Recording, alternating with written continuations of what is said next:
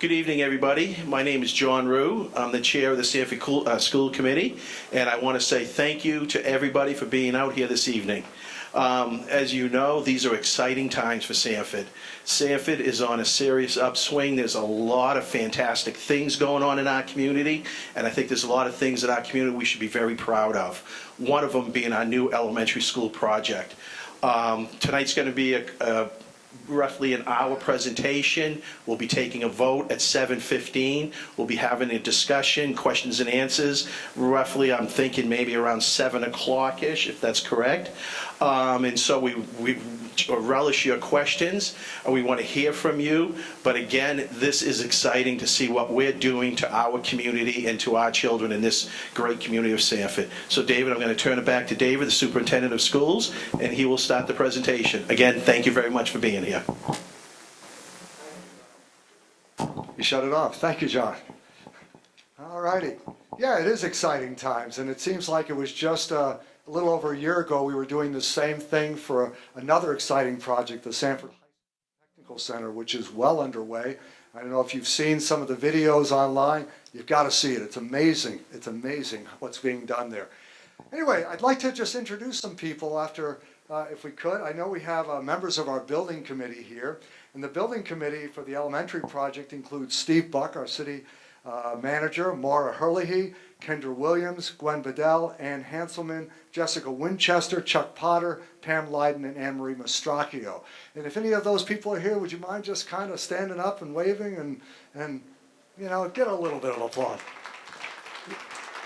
These folks have been working on this project for well over, and I actually want to say more than a year. It's probably been more like 4 or 5 years if you think back to the starts of the high school project. I'd also like to recognize the members of my school committee. Some of them are here tonight, so if they would stand up and just be recognized. They've been working and having to listen to me all the time on this. Thank you. We also have members from our city council here. I see John up front. I don't know if there's some other ones around, but oh, there's Bob right there. I saw you up above. So Bob Stackpole and John Tuttle, thank you for coming tonight. And we can give them a thanks because they've been giving us the go-ahead on this. Thank you. But there's also another group, and they're the ones that, you know, when we passed that high school referendum back there on a snowy day in January, you may have noticed these yellow signs buried under snowbanks everywhere around town. But there was a community group of people that were really the force behind us getting such a positive vote on that referendum. And that's our Build Our Future group. Bunch of volunteers who really care about the future of Sanford. You've met some of them outside, some of them are in here. I don't know, Ann, could you get them to step in? Get them to come in here because these people are just working tirelessly. They've raised their own money for the signs and so forth to try to promote this project. That's how important it is for our community. So I wonder if I don't know if they're going to come in or not, but we'll get them. All right. Here they are coming in the back. Our Build Our Future group, and there's a lot of them there. They're the ones that deserve a lot of credit. Thank you, folks. I also want to introduce our architect, and her partner isn't here tonight. He's actually homesick with the flu. We told him don't bother to come, okay, because we're all feeling pretty good. This is Lisa Sawin. Lisa and I have spent more time together, I hate to say it, than my wife and I have, but it's because we're going to Augusta. We're looking at plans. She calls me up at all different sorts of times and says, what do you think about this idea, and so on. But Lisa and Dan Cecil have been working tirelessly on this project for, it seems like a couple of years almost now. So anyway, we have an agenda tonight, as you can see up there. And they tell me don't get too close to that or you will all jump out of your seats. We're going to kind of go over a project overview, kind of the plan. Lisa's going to talk about pictures that you like to see, how we're going to reconfigure schools and design it. I want to talk about phasing. That's about how we're going to make this all work together and the cost of it, okay? And one of the things, you know, I talked to Matt earlier. I said, if somebody came up to me and said, hey, if I give you $43 million with no strings attached, would you take it? Okay? And I said, yeah, of course I would. That's what we're looking at tonight. We'll get more onto that later, okay? That's an important thing to remember here. We're going to talk about the schedule, questions and answers, and as John said, we'll take the straw poll at 7:15. So where are we? The DOE required us to have a straw poll, and we had our first one back in November. November 29th, and the people that came there were about 85 people. It was a unanimous vote to keep moving forward. We took that vote, then went up to Augusta and said, yep, the community has spoken. The state said, okay, now you can start to design the concept, okay? But once you get your concept design done, we have to go back to the community along with a budget and say, are you still okay with this? And then if you're still okay, you can go back to the state school board, which is scheduled for next Wednesday, and say, yep, the community is still behind us, and then they will give us the final go-ahead to go to referendum, which will be in June 13th. So I got all my notes here. Project history. I see Marguerite Hurley out here, and Marguerite and Kendra and a bunch of us were involved with some of the original applications for the high school project. But we actually put in 4 applications back in 2010, and that was for the High School Technical Center, Emerson School, Lafayette School, and the Willard School. Okay, and so we wrote these applications up, submitted them to the state, along with 57 or so other schools in the state of Maine. And Sanford, as you know, was picked as number 2, the second most important school in the state that needed to be done. That was Sanford High School and Technical Center. And then number 4 was the Emerson School. Okay, number 13 happened to be the Lafayette School, and number 33 was the Willard School. So the state identified 4 schools in Sanford that desperately needed to either be reconfigured or something. Well, we certainly know that we've got the high school and technical center going. The elementary project, though, became a little interesting as we started thinking about, wait a second, could we reconfigure or reuse this high school? And from the beginning, that was our plan. How could we best use this school, get rid of all the portables around the outside, and make this a viable option as an educational facility? The state said, okay, we like that idea. But you got 2 elementary projects, the Emerson School and Lafayette. We don't want to build 2 more little elementary schools for you. But instead what we'll do is we'll give you the funding for those 2 elementary school projects and see what you can do to solve all the facility problems that you have in Sanford. And with the help of Lisa and Dan from Harriman and the building committee, we've been working on that for the last 1.5 years to say, how can we best solve all the problems that we have around our facilities, transportation, and so forth. So we're going to go over what some of the goals are of the program and how we're moving forward. And Lisa, yeah, you got this. She's pretty quick, okay? So notice the first one. Well, I guess I better follow her slides instead of my notes.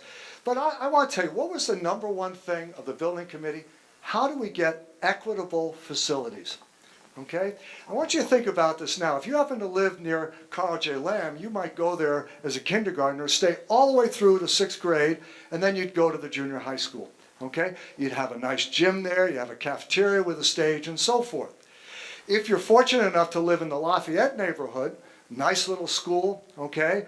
Very nice little school. I think we have 6 different classrooms plus special education and other rooms, but there's no gymnasium, okay? There's kind of a cafeteria that doubles as a gymnasium, which doubles as an auditorium, which doubles, and so on, okay? Then you go to Margaret Chase Smith. There are different things there that are pros and cons. There's no athletic field or outdoor play facilities to speak of at the Margaret Chase Smith School, okay? So we kept saying, how can we equalize all that? The other thing we looked at is safety and security.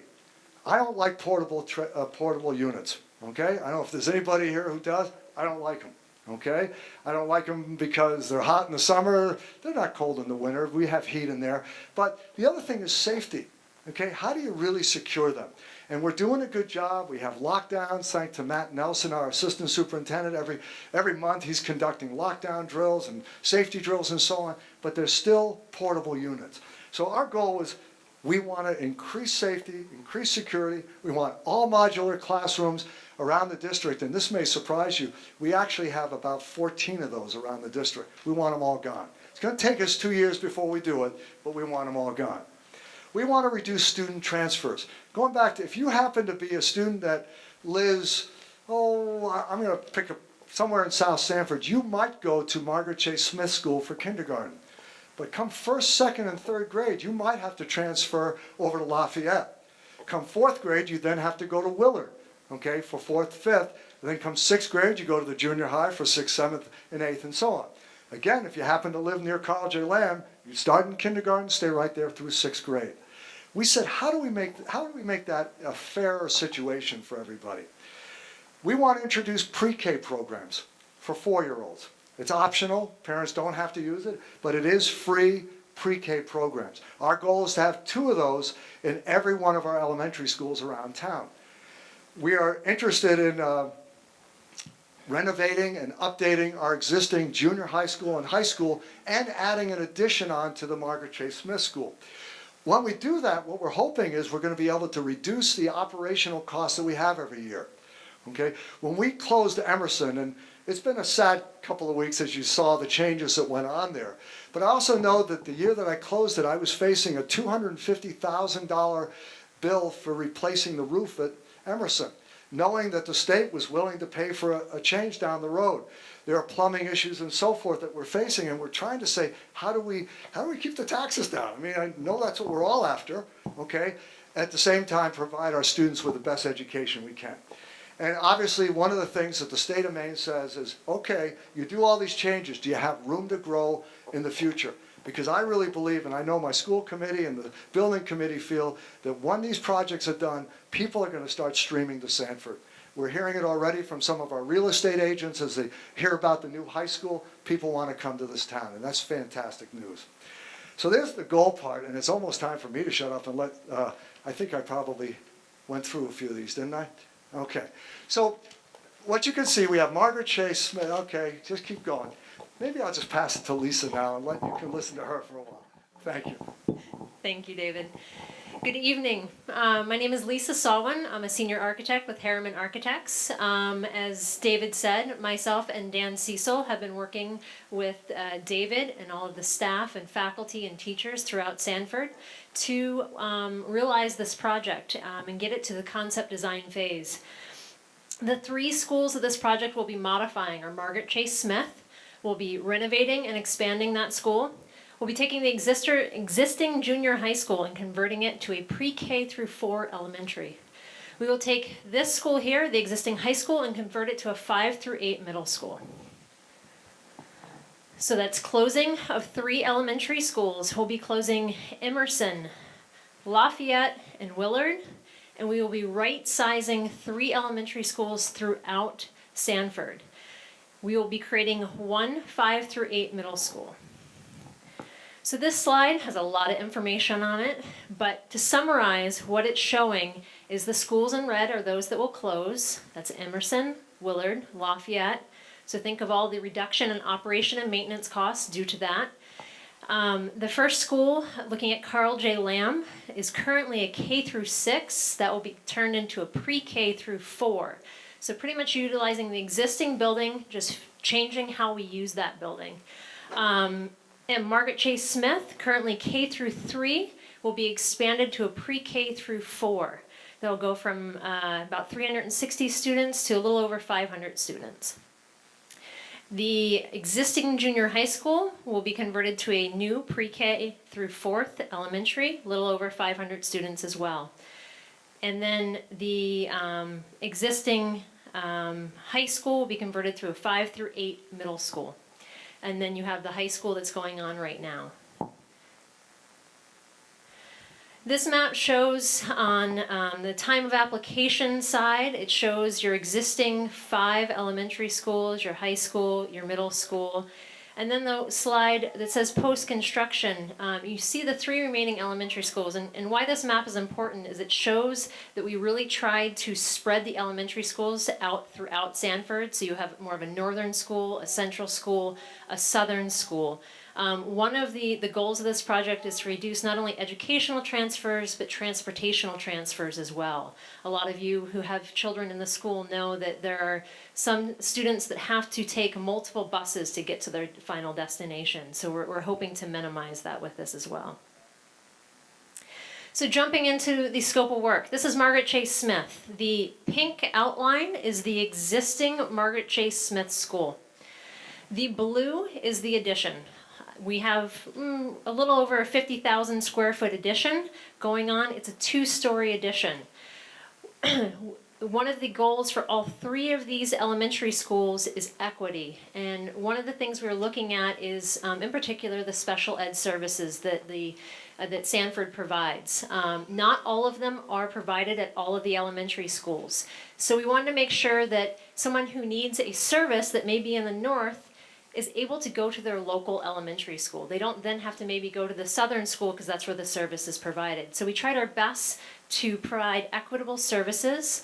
And so in all of them, you will see that we have the 2 pre-Ks, and then we have the, for the 5, we have 5 kindergartens, 5 first grades, and then 4 second, third, and fourth grade classrooms.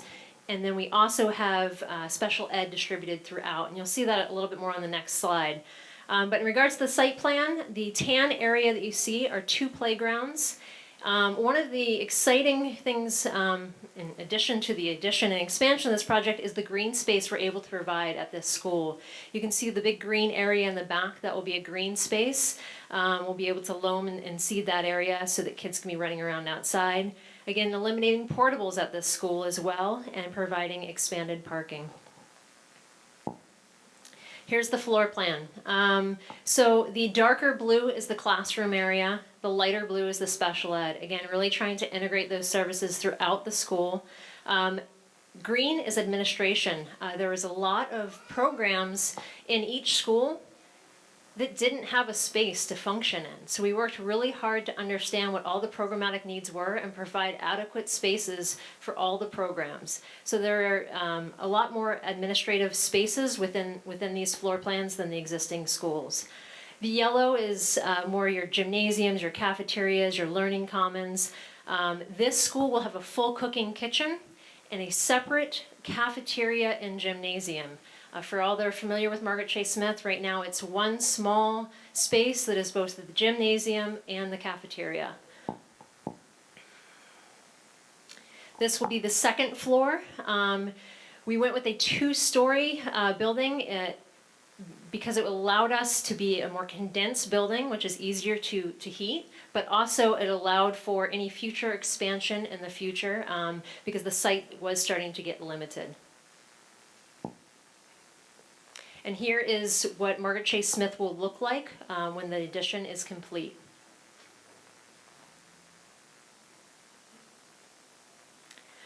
Moving on to the junior high school, which we refer to as the converted elementary school. We all got really confused with names along the way. We kept referring to it as many different things. So this is referred to as the converted elementary school.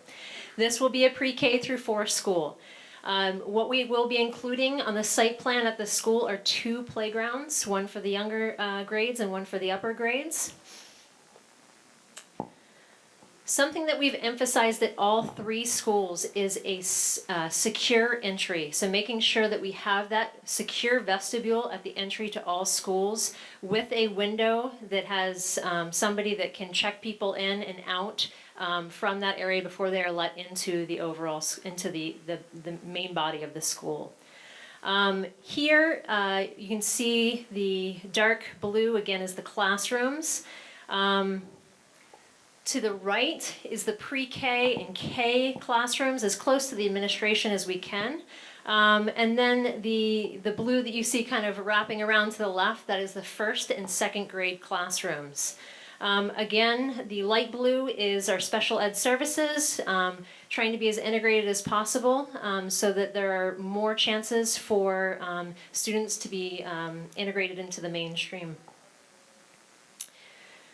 The lower level is where we have the existing gymnasium. The gymnasium will be receiving a new floor. There's been some issues with the current floor. The seams of it are separating apart and it's becoming a safety issue. The 3rd and 4th grade classrooms will be in this location. And something that the junior high had that we didn't need at a pre-K through 4 school were locker rooms. So we converted the locker rooms into an art room and a physical therapy room. The reason we put art down there is we already had all the plumbing and everything from the locker room, so it just made sense to be able to put those programs down there. Moving on to the high school. The high school, the site plan, the tan area that you see to the right of the plan, sorry, I'm looking at it backwards here. To the right of the plan will be the 5th grade playground. We'll be incorporating a playground for the 5th grade students. And then the big green area that you see will be a grassed area for an open play field. And currently what exists there now, I don't know if you can all see, there's little rectangles that are dashed in. Those are all the existing portables that will be removed as part of this project. So a great addition for the students, removing all of the portables and receiving a playground and green space in lieu of those. The other tan area that you see to the left of the plan is a outdoor play, hard surface play area. The high school comes with a lot of parking, not necessary at a junior high or middle school. So we're able to use some of that, fence it off, and that could be areas for basketball, foursquare, any of those activities the students would like to play. It will be fenced, and we would also have a vehicular gate so that when there are events at the school, we can open it up for additional parking. The blue square that you see is the kitchen addition. This school will have a full cooking kitchen. One of the buildings that will be turned over to the city is Memorial Gym, which is the majority of the food for all the schools is prepared in Memorial Gym. So with this project, the school system receives 2 full cooking kitchens, one at Margaret Chase Smith and one at the converted middle school. Here's the floor plan. This floor plan lended itself really well to a 5 through 8 middle school. We were able to maintain the classroom wings. Each wing has a designated grade. The blue squares at the bottom of the page is the 5th grade wing. The blue squares at the middle of the page is the 7th grade wing. We'll jump to the second floor real quick. The blue squares at the bottom of the page are the 6th grade, and the blue squares at the top of the page are the 8th grade. At this school, again, we made sure that we had a secure entry. So we will be looking at replacing some of the doors here, making a deep vestibule so that it will have access to the admin space for secure check-in. Again, we have the addition of the kitchen, admin spaces to support all the programs that are needed for a 5 through 8 middle school. And the advantage here is we have the space of the CTE program that's at the back of the school. So what we were able to do is have great homes for our STEM programs. You have shops back there that lend themselves really well to STEM programs. So we have both the 7th and 8th grade STEM program back there. And we took 2 of the shops and we're going to combine them. You can see it at the top left of the page into what we call a multi-purpose space. This will be used as a second gymnasium. It will have a sports floor. It can be used for all sorts of athletic activities. Just because there will be so many students in this school and the 5th through 8th, scheduling wise, we really needed those 2 spaces to make it work. The light blue again is our special ed services. As you can see, are integrated as much as we could in the first floor and the second floor as well.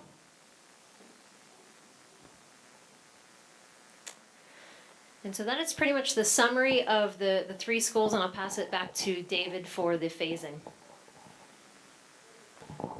Thanks, Lisa. So you all followed that all right, huh? All right. One of the other things at the high school, at this school that we're going to do is in the gymnasium here, we're also going to add a second set of bleachers on the other side, so we'll be able to get the whole school, or almost the whole school, into the gymnasium.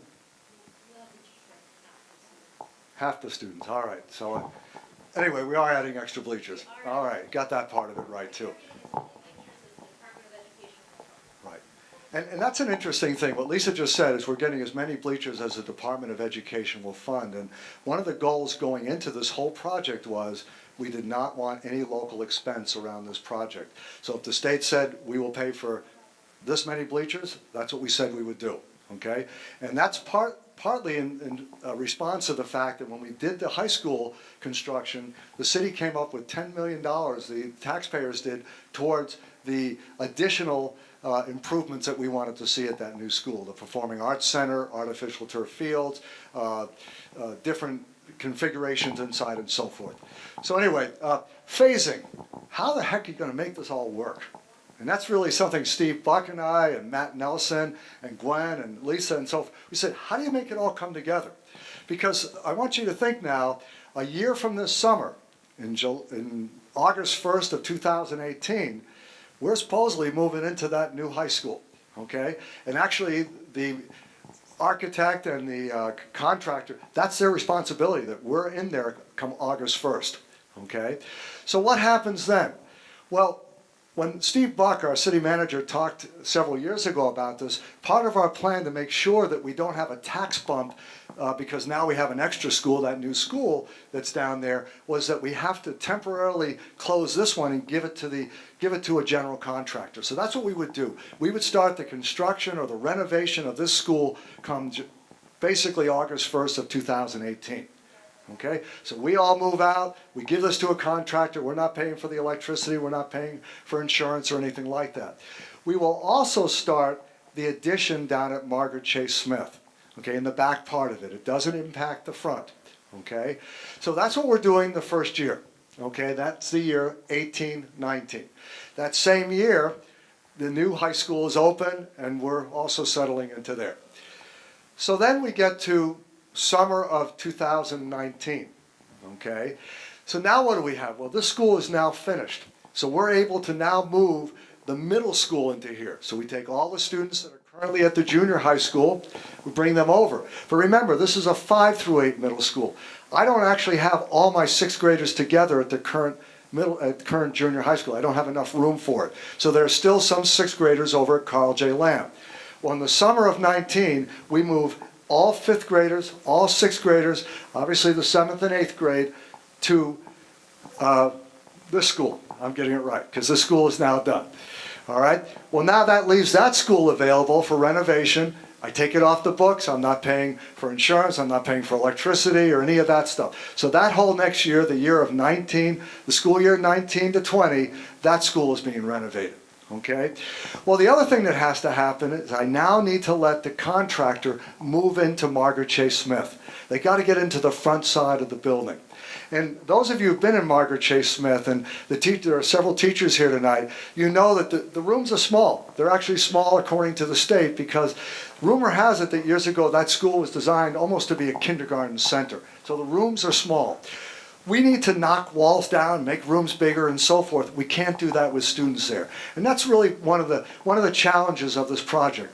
So for school year 1920, we need to basically close down Margaret Chase Smith School and redistribute those students for a year. That's the one part that I kind of go, oh, how are we going to do that? Well, remember now, I've moved all the students out, all the 5th and 6th graders out of Carl J. Lamb. So I've got space there. I've moved any 5th and 6th graders out of Willard School. I've got space there. I also have some space at the Lafayette School. We're going to redistribute as best we can by grade level into each of those buildings. Okay? It will mean that we're talking about at one time maybe the kindergartners all go to one place, or maybe we split them between. There's some stuff that we still need to figure out on that. We know we have enough rooms to do it. We just need to make it work the best way.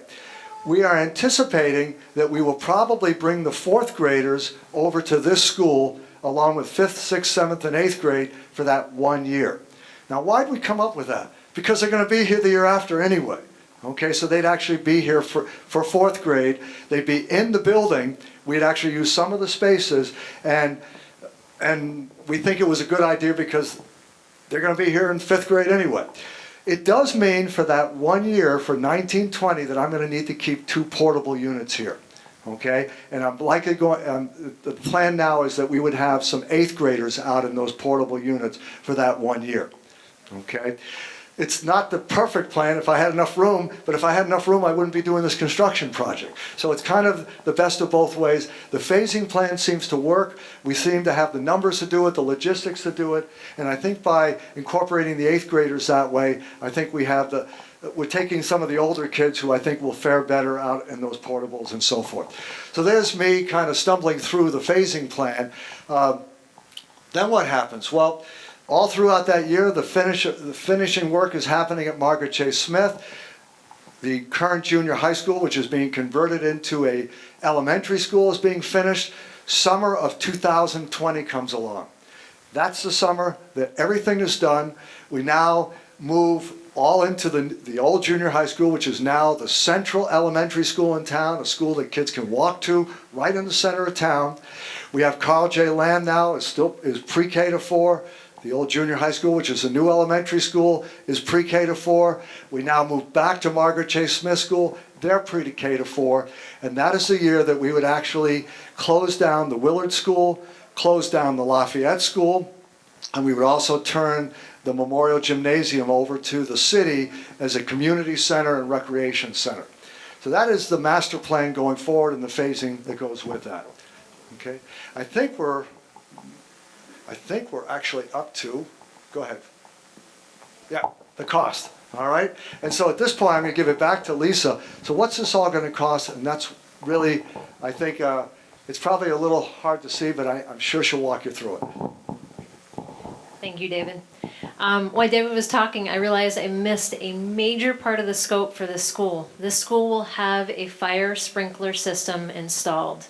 So that is something that will happen that first year of construction as well. So the exits are there. So moving on to cost. What is this project going to cost? I'm going to spare you and not go line by line. The bottom line is the total project cost will be $42,999,125. The construction cost of that is $33,775,468. Everything in between is admin cost, permitting, fees, contingencies. There's a number of line items that have to be included in that as well. We would love to use all 42 million just for the projects. But that being said, the second to bottom line item, other funding sources, 0. What that equates to is, and the column that says local only and other funding, 0, 0, 0, 0, 0. That means there's no local share. 100% of this project is funded by the state. That was one of our charges from the very beginning, is making sure that the scope that we were putting in these projects was scope that would be funded by the state. The state has a very specific, outlines exactly what they will and will not fund. So we have been, like David said, up to Augusta countless times working with them, pleading with them for different parts of this scope and dollars in order to make this project work. So we're all really proud that that reads 0. With that being said, we'll jump into our next steps and our milestones. The next steps for the schedule, well, tonight is May 3rd. We're here for the straw poll and the public hearing. Tonight's an important night. Part of the steps for the Department of Education is that we make sure that we have your support. We make sure that you guys are behind us in this project. So we're here to go over any scope, anything that we've missed. When we get to questions and answers, please let us know and we'll be happy to answer it. On May 10th, we go back up to Augusta. This is our final meeting for this phase in Augusta. It's called concept approval. This is where the state board pretty much approves the concept design that you've seen before you tonight and gives us the go-ahead to go to the referendum on June 13th. June 13th is when all of you head to the polls to vote for this project so that you can receive the almost $43 million from the state. Because if you guys don't vote for it, it goes to somebody else. So it's $43 million. I mean, Sanford's literally won the jackpot in regards to Department of Education funding. We've never seen one city receive so much funding in one cycle from the Department of Education because the high school is considered the same round of funding as these projects as well. So it's a really, really exciting time for all of you. The next slide I have is questions, and we are really ahead of schedule. So we want to open up for as many questions as you have. We're here to answer them. All right, because one of the things that, if you got my robocall last night, or if you saw emails, we said, we're not gonna do the straw poll till 7:15. And so, that's part of it. But we do have a couple of microphones. There is one set up in the back, and why I'm pointing those out to you, we have some of our students here from our video production and other students at the high school or the technical center that are actually taping this tonight, and it will be replayed on WSSR starting tomorrow morning. Okay, and I want to thank them for doing that tonight. And because, again, I think what Lisa pointed out was June 13th is a critical day. And what's interesting about it is it's not just about this referendum for construction. It is also the day that the city and the school budget goes to vote. It is also the day where the voters will have an opportunity to approve, we hope, for a loan that we've gotten from the state. One of the things that is nice about where you're sitting right now is several years ago, we replaced all the asbestos tile that's in here. This is new tile. But when you walk into classrooms around the school, there is still old asbestos tile in there. State of Maine said, we said we'd do Emerson and Lafayette. We're not going to do all your floors here too. So Gwen actually, and our facilities manager, Ty Bryan, wrote a grant to the state of Maine. It's called a revolving renovation grant.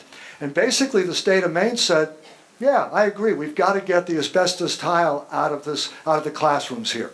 We also know that there's asbestos tile in the hallways of the junior high school. So we also applied for that. Well, guess what? We should have bought lottery tickets because the state approved both of those loans.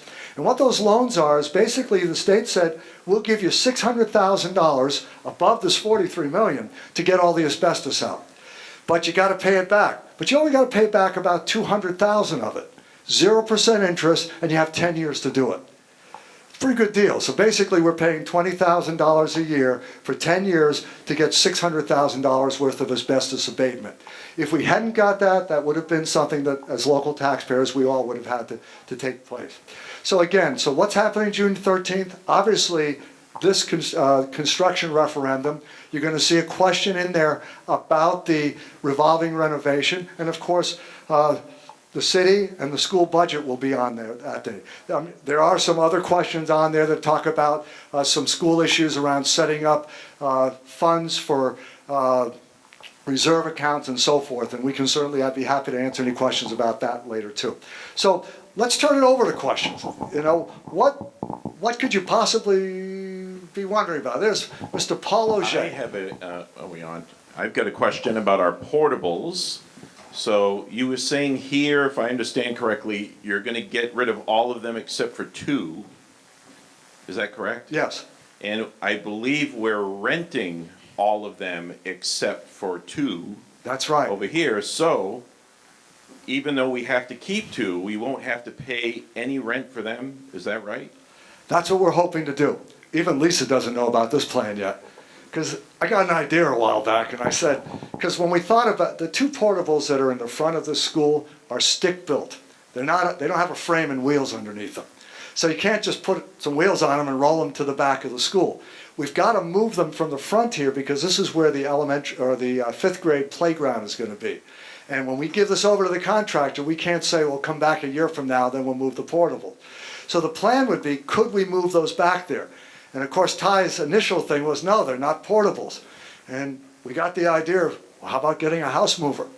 And we actually found out that we could get those units moved with a house mover for about $5,000 each or something.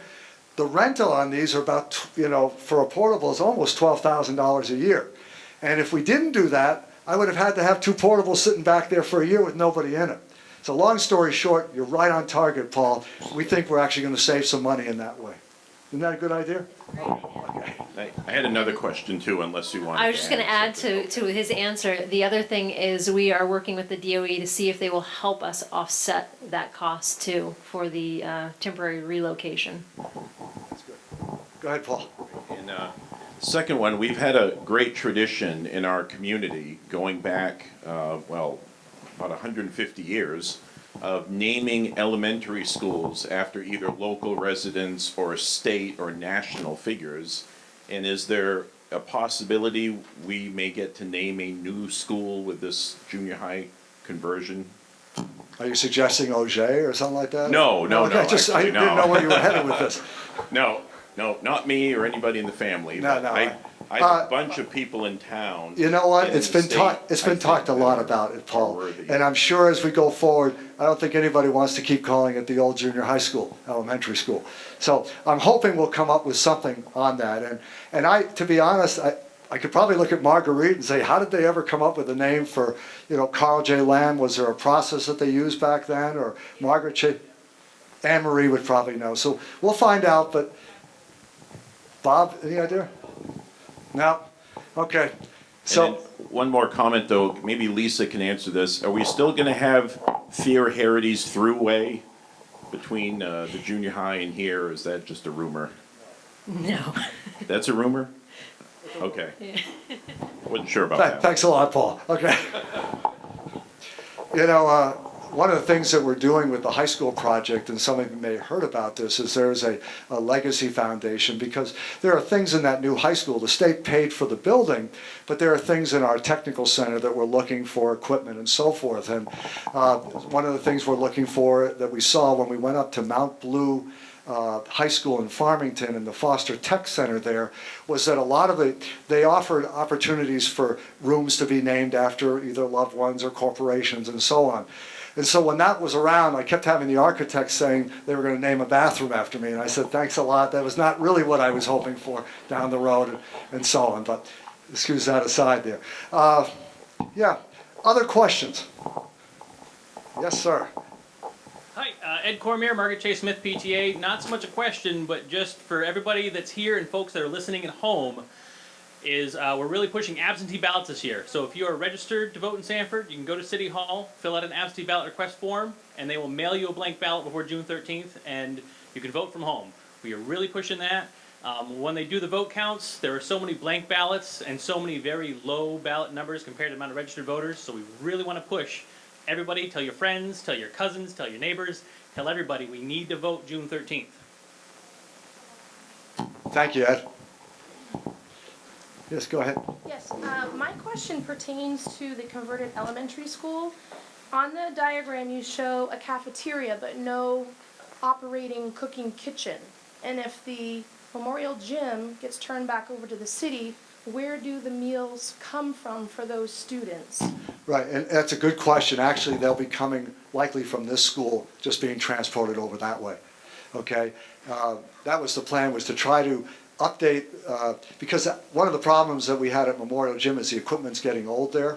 So we had the option of saying, well, we could move the old equipment, but we actually convinced the state to say they're basically going to double the size of this kitchen and make it into a production kitchen that serves both places.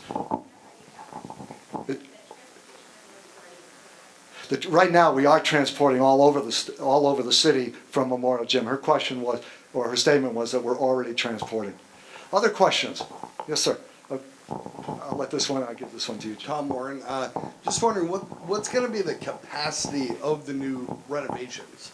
So we're going to hold 500 in each elementary that you're putting out. Is that right? Correct. What's the expansion for our population going up? Because a lot of the people here have been to these 10, 15 years ago, that obviously we're going to have to do something. Is there any plan for the future as far as how many people can be in these schools or kids? So we tried to maximize them again as much as we could with the funding we could get from the state. They are right now, each school has about a little over 500 kids going to it. We have tried to size them for about 525, so there is some flexibility in that. We are at the low end of the teacher-student ratio, so there is always the flexibility in that as well, and we have reserved space on the site plans for any future additions if needed.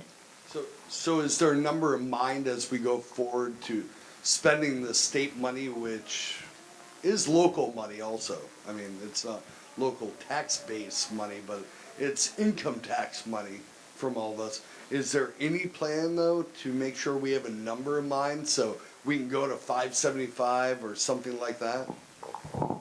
Actually, if I had my way, it would have been 600 each. What the state does by their formula is they make us do something that's called a cohort survival study. Okay, it's an enrollment study. So you say, okay, if you have so many kids in first grade, you anticipate you're going to have that many the year after in second grade. But what they really want us to do is they want us to look back 5 years, or to look at the current birth rates right now in Sanford, Springvale. And so say there maybe were 200 new babies born in Sanford this past year. They then project what happens 5 years from now. Do you still have 200 students actually entering kindergarten? And what they talk about is, okay, if you started with 200 that were born at the hospital, and then 5 years later you're at 220, that means the population's growing. If it goes down, the state uses that formula over a period of 10 years to kind of project what the enrollment will be from K to 12. Okay, so we had to do that for the high school, we had to do this for this project. Right now, that projection for 10 years shows that the enrollment in Sanford is projected to be fairly flat. Okay? Now, of course, being the salesman that I am to the state, I said, yeah, but once they see that new high school and what we're doing here, we're going to see growth here. And the state said, yes, but our rule is we build for what you have, and we make sure that there's room for expansion down the road. So when Lisa and Dan designed the Margaret Chase Smith School, they had to allow space for an addition to have to be if it had to go down the road. I believe right now that we probably have room for about 75 to 80 additional students of what we have right now at the elementary level only. Does that answer it to you? And yes, I would like it to be that we had room for 200, but they don't want to build a school that has empty seats in it at this point. Okay. Yes, sir. Hi, Paul Stevens. Great project, by the way. What's being done to minimize your cost overruns over a 3-year project if the state has already set your funding today? And can you guarantee your construction costs to the end date? You want to hear me? Great question. Right now, you're right. It's a snapshot in time. We're at the concept level, and this is the budget they've given us, and we have to work within that budget. So there'll be a series over it's going to take us a year to get through construction documents before we even go out to bid. So we will have multiple cost estimates along those ways that will check in with the design, will check in with the current bidding market, which is changing all the time. And we have contingencies built in. In that figure, there is $3.5 million right now built into contingency just for those fluctuations that we can't predict. Then when we go into construction, there's also a contingency as well. And we make sure that when our documents go out, both through DOE review, they have a very detailed review of all the drawings to make sure that we are within budget and everything is in the documents. And then we also have peer reviews too before it hits the streets. Then during construction, we also have a contingency that we will guard as much as we can to make sure that we are using the dollars, because you're right, they are still local dollars, to get you guys the project we said we would within the budget without going over, because the budget is the budget. We cannot go over. And right now the market is a good bidding market. We just had a project bid today and it came in millions under budget. So things are looking good at this time, but we constantly have checks and balances along the way to make sure that happens. Lisa, Thank you. could you explain to the public a little bit about what happens after June 13th? When we get, obviously we're going to get a positive vote on June 13th. We'll go back to the state school board one more time and they're going to say, start designing, because right now you're just seeing walls down. Now they've got to get down with all their engineers and so forth and really get that down. And then eventually that will come back and the state is going to keep revisiting that project. And what we experienced with the high schools, every time we went back, they said, no, we think we can save some money here. You can save some money there. They never wanted it to be over. We will go to bid likely in spring of 2018, right. So about a year from now, we will go to bid. And so basically, we put ads in the paper and we say, this is the project, all the documentation's there, and we hope we get a whole bunch of bids. And it's competitive bidding, and what the state requires us to do is to take the lowest bidder, okay? And when we did the high school project, it actually came in, I can't remember how much lower, 2 million? 2 million lower than what our actual budget was. So that's what we're hoping for also in that. So the process moving forward, after June 13th, and we have a positive vote, that's when we start grinding on construction documents. To build on what David said, our engineers have actually been involved throughout this process. We have kicked the tires on all of these concepts to make sure they work. But now we get into the details of really how do we put it all together and how do we document it so that the contractors have great documents to bid off of. There's no questions. They know exactly what's going into this project. So over the next year, we have there's several milestones, but two major ones. We have design development milestone, which is the next phase of drawings, where we have pretty much everything dialed in except for the real details of the project. And we go back up to the state with a cost estimate. They review it again. We look at, are we within budget, over budget, under budget, and we make modifications as necessary. Then we move into construction documents, and the next major milestone is the construction document, 100% construction document review with the Department of Education. Again, there's several steps in between there where we're meeting with the DOE, they're reviewing things, they're constantly coming up with ideas as to how to save money. They would like it to be less than the $43 million if they could. So just like David said, I think you guys took $1 million out of the project at the very end in the high school by lowering the overall height by, I think it was 18 inches. So we're constantly looking for creative ways to maximize the dollars. And you know, we want to save as much money, but we also want to have it come in as close to budget as possible to get you guys as much as you can for that money. So once we have the construction documents done, they go out to bid. The bidding process takes a few weeks, and then we open bids, and like David said, we take the lowest bid, and almost instantly we then roll into construction, and in the next 2 years after that, we'll be working on these projects. Thank you. Yes, go ahead. Hi, I'm Dee Ames. I have 3 children in school here. I also teach in town here. I've looked at all of the plans, and the only thing I didn't hear and I have not seen is on Margaret Chase Smith, are there art and music spaces just for that purpose? Absolutely. So I'll show you in the 3D where they are. You see in the lower right-hand corner that tall mass, that's your gymnasium. Right to the left of that wing is your art and music. So if I go back to the plan on the first floor, I don't know if my cursor shows up. It does not. But if you see the gymnasium at the bottom, the next 2 yellow rectangles, large yellow rectangles above that, that's art and music. I feel like that. With their own storage as well.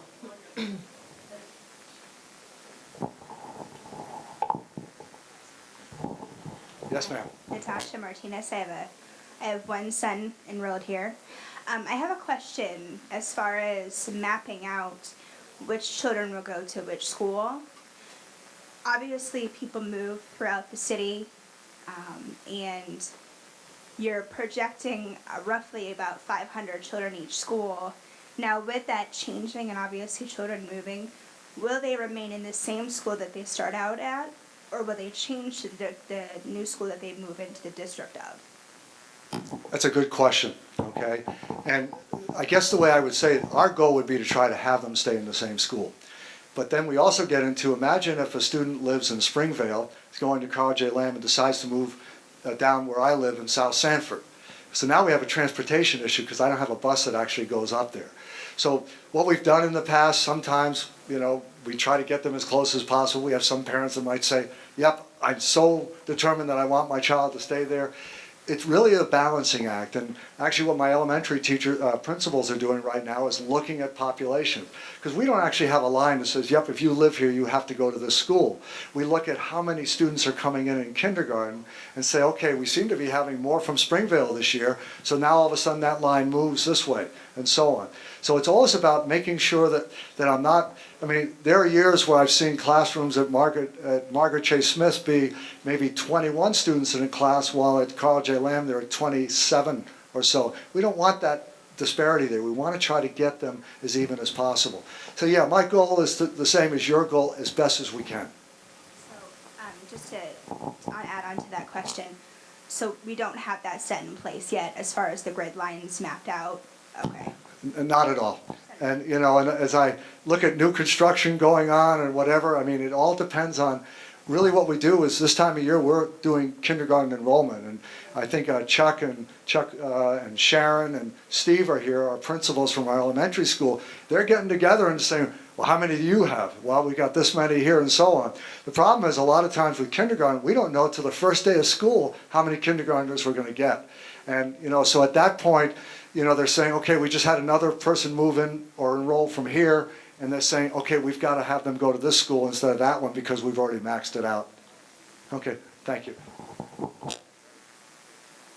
Hi, Carrie Wyman, Carl J. Lamb, PTA. Mine actually kind of piggybacks off of her question. You said we're going to have citywide pre-K for four-year-olds, and I heard you say optional. Now you say 2 classrooms per elementary school. What happens if you have more enrolled than what you can allow? Actually, I think that'd be a wonderful thing, okay, in a lot of ways. They're actually, as you know now, we're actually running 2 pre-K programs in conjunction with Head Start. There will be a pre-K program located at the new high school also, which is connected to our early childhood education program in the technical center. So they work together with those students. The plan is, yes, there are 2 classrooms at each building, but at this point they would be half-day programs. So even though there's 2 classrooms, there would actually be 4 classes a day that could attend pre-K. We're looking at a half-day pre-K program at this time.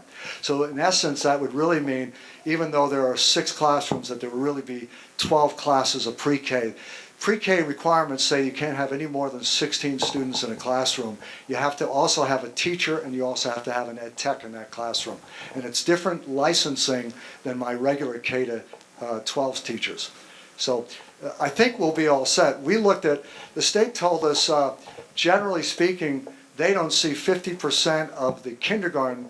You look at your kindergarten class, 50% of that is usually what you get going to pre-K. I'm hoping it's going to be higher because I think the benefits of attending pre-K will help the students all the way through their school career. Yeah, because this will be citywide. It won't be income-based. No, not at all. Not at all. Okay, and you're right. On the Head Start program right now, we have to go by their rules and, you know, qualifications for that. This is basically, if your child is 4 years old, okay, and they come for a screening and so forth, they can go to school just as if they were a kindergartner. Okay, does that help? Yep. Okay, thank you.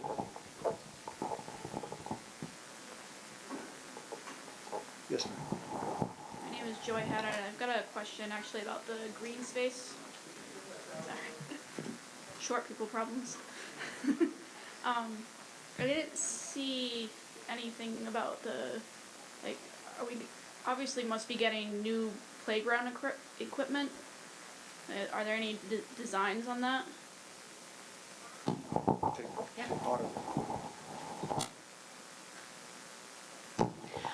There is a mix of new playground equipment and reusing playground equipment. As we are closing 3 schools, we wanted to, we're going to reuse as much that we can and then supplement with new playground equipment as well. Because as you saw at those converted elementary schools or expanded elementary schools, there are additional playgrounds going in. Thank you. When I think about playgrounds, I think about Ed Cormier, okay, and the PTA at MCS who worked so hard to finally get that there, and all the challenges that we face as we put a portable there temporarily, only to find that we had to move it again and move that there. Believe me, we're going to reuse that equipment again at Margaret Chase Smith. John Tuttle had wanted a question I kind of forgot about. Do you still have? I do, David. Contingency plans for construction delay do, being a former Army veteran, we always had contingency plans. If we have a construction delay, what happens then? Well, first of all, because you know me, that's why we pray, right? That everything will be on time and so forth. But there is, one of the things that we found, and Lisa can go into more detail, is we anticipate the construction of, the renovation of this school to actually be 9 months, not 12. Okay? So we do have a 3-month buffer there, and the same thing for the junior high school. Okay? The bigger one that would worry me is, will Margaret Chase Smith School be done in time? And there are some contingencies on there. Here's the interesting part, though. When you go out to bid, you say this is the deadline. Okay? With our high school, when it went out to bid, the contractor has to be done by August 1st, or there's a $12,000 a day penalty that they have to pay. Okay? They don't want that. And believe me, if you ever, go down there or watch the video, they are running around like ants to make sure that they're on schedule. Please. Yeah, I'll just reiterate what David said. And a lot of the phasing plans, especially with this school and the junior high school, they will not take a full year of construction. So the benefit of that is we have that buffer several months at both of these schools in the event that maybe the high school isn't done on time and we have to start the construction of this school later than we thought. We have several months built in to that. But yes, in all of our contract documents, we will have completion dates very clear.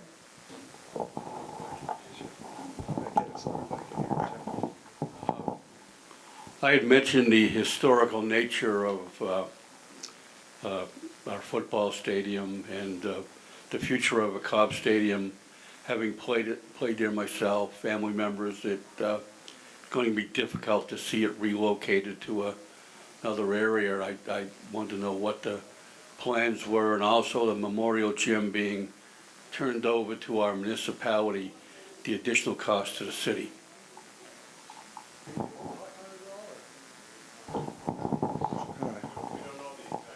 Yeah, so we don't know the exact cost, is what Steve is saying.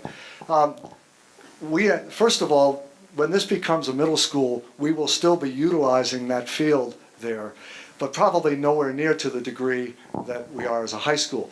The other thing is what Gordy Sauls would tell you is that actually it's recreation and the soccer programs and so forth that use our fields more than actually we do. So I would anticipate that at least Cobb Stadium would still be a community asset that would be used both by the school and by the city. Several years ago, it's actually more than several years ago, I guess it was 2006, my first year here, we had the big ice storm that came in and we ended up not having power for almost 6 days, I think, down where we lived. And Memorial Gymnasium was supposed to be the emergency shelter, and there was no power there either for several days. Well, we wrote a grant several years ago and actually put a big generator off to the side of that building. And that is the emergency shelter, and we're actually, we still know that would be that. That's why the kitchen is there also. We figured it would be a good facility to have. Steve, do you have something? Actually, Ms. T, I'm going to cut Steve off real quick. I'm Pam Lyden. I'm the principal at the junior high. I don't have a question about the construction. I just wanted to make a statement. I've been on the committee. I know this is a big change for Sanford communities, but I do want to say I've been working here for 16 years. I don't live in this community, but I'm a very, very proud principal of this school. And even though we're doing this big shift and we're moving into the new high school and the junior high is going to be moving into this facility, do not lose sight of the fact that we have excellent, excellent teachers, excellent leadership in this building. We have a wonderful community. I love being a part of this community, and I just wanted to say how proud I am, and everything's going to be okay, because you know what? We have excellent educational leaders and teachers in this community, so we've got this, Sanford. Thank you, everybody, for coming out tonight.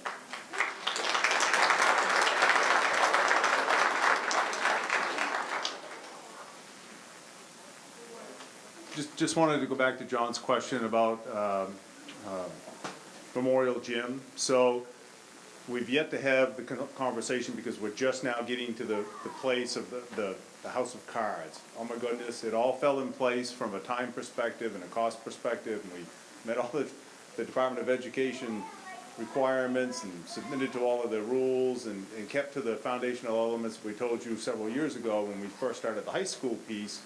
all of this that was talked about tonight, we wanted to know that all up front. But we couldn't know that up front because it would not have been a qualified cost for reimbursement under the Department of Education. So we had to stay the course, play the rules, the 21-step process.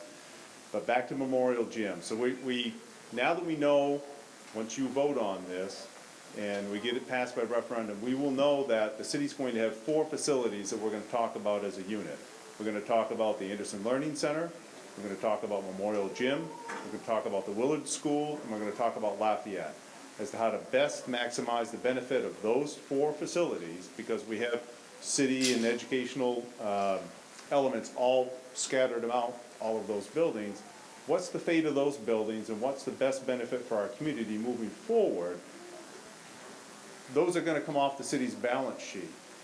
But on the balance sheet now, we've got Memorial Gym. The school department is operating Memorial Gym. So if you take the heat and lights and everything and simply remove that from their balance sheet and put it over to the city's balance sheet, the tax bill's the same at the end of the day. Then it's a decision as to what does the city want to put in there for recreational programs and other community-based programs. That could be a cost change for the community, but the carrying cost for the building doesn't change. So I hope that answers the question. I also want to extend my gratitude to the people that have worked on this. You know, we started with the high school project with Lally Rensinger. We've got Harriman on board here now for the elementary project. It's been a time, I mean, I've been pretty stressed in this last phase that we're going to meet the timing, we're going to get the phasing plan that's in there. So my hat goes off to everybody that's worked on this, especially the committee members. David, all your trips to Augusta and working with the Department of Education. I think Sanford should write a book on this at the end of it, really, because we've redefined the process there in Augusta, so thank you.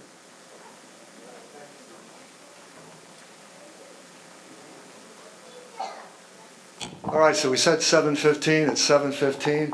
Oh, look at that. Some of our clients showed up. There we go.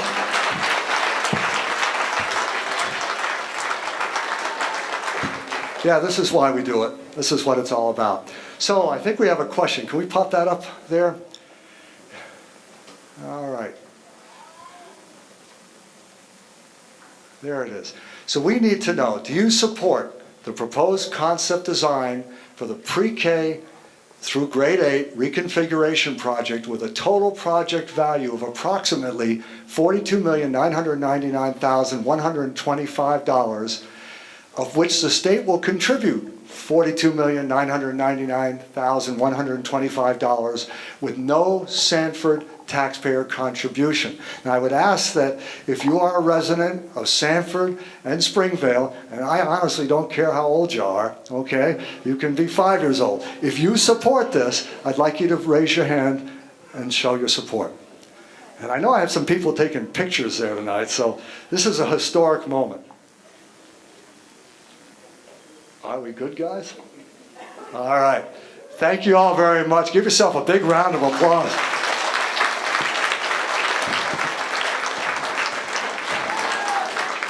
This is amazing, and I really have to encourage you, okay? The next big step is June 13th. Please mark the date down. Yes, you'll be bugged by all of us along the way to remind you. If you have any questions, please come down and see Lisa and I or any of our building committee members. Thank you all very much for coming out tonight.